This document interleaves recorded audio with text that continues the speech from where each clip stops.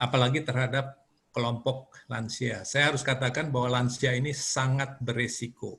Sekali lagi, sangat beresiko. Saya sedih teman-teman dekat saya, tetangga saya, orang yang saya kenal, yang mereka betul patuh dengan protokol, tapi mereka kena juga. Nah, pada kesempatan ini barangkali saya akan coba lebih detail ya, mengenali supaya Bapak Ibu lebih paham bahwa COVID ini sebetulnya sangat cerdik ya, sangat cerdik. Itu makanya di mana-mana dunia orang-orang yang terkenal, orang-orang yang punya harta, punya kekuasaan, itu menjadi tidak ada artinya di depan COVID. Ya, mereka dengan gampang terenggut nyawanya. Belum lama ini konglomerat, seorang konglomerat juga kena, artis, selebritis, jadi tidak pilih siapapun. Jadi saya harus katakan bahwa nasib kesehatan kita sampai terkena atau tidak COVID itu tergantung kita masing-masing. Tidak ditentukan oleh seberapa ketat pemerintah, seberapa baik layanan kesehatan, tapi kalau kita kurang waspada, ya saya katakan waspada bukan takut ya. Yang salah itu takut, tapi kita harus lebih waspada kalau kita tahu banyak. Mungkin yang kita tahu belum terlalu banyak tentang COVID. Sehingga kita sedikit bisa lalai, bisa lengah. Ya, sekali-sekali kita kumpul lah ulang tahun, arisan, ya, atau makan bersama. Saya kira hal seperti itu yang mestinya kita tunda. Ya, kita mulai dengan, tolong slide pertama.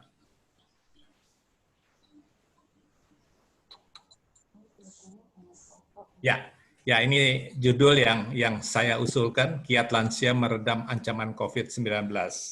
Untuk itu kita mulai dengan bicara COVID itu seperti apa. Ya, jadi yang barangkali Bapak Ibu Saudara belum sepenuhnya pahami atau ketahui adalah bahwa virus ini bukan saja droplet. Jadi pada awalnya dulu dikatakan penularan virus ini dengan droplet, artinya percikan ludah. Percikan liur itu paling jauh 2 meter. Jadi kalau kita tidak pakai masker, kita ngobrol sama orang yang positif membawa virus 2 meter, kita kena. Itu dulu. Belakangan dan WHO baru 1 bulan lalu mengakui bahwa ternyata kalau kita lihat di gambar, ya, kalau hanya droplet, ya, itu cuma memang 1,5 meter kita bernafas. Ini gambar orang yang dia ada virus di mulutnya, di hidungnya. Dia bernafas saja, itu 1,5 meter virus itu akan jatuh dengan gaya beratnya jatuh ke lantai. 1,5 meter. Ya. Kalau dia bersin, ya, itu bisa sampai lebih 6 meter. Kalau dia tidak pakai masker. Ya. Dia batuk, itu bisa 2 meter. Ya.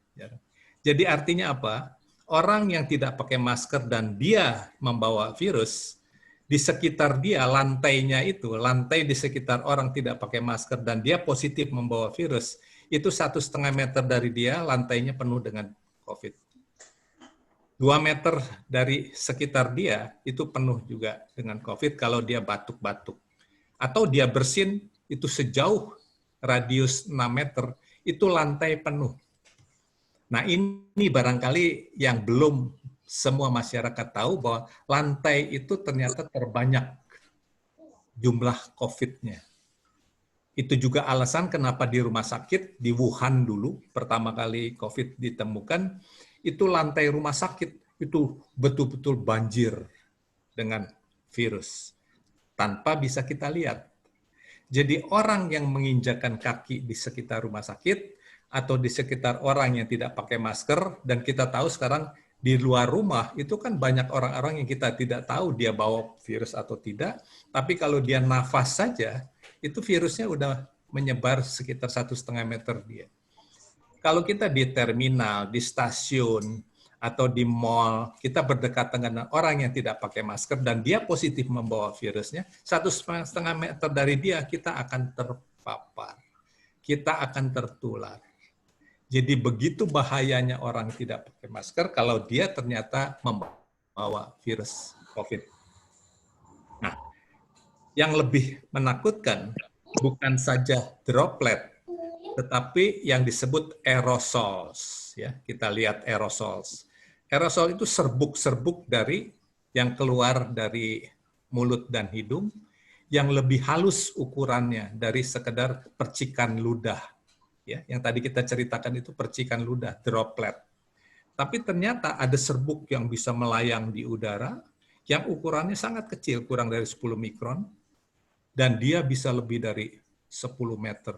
Bukan saja jauhnya, tapi berterbangan bisa 2-3 meter di udara.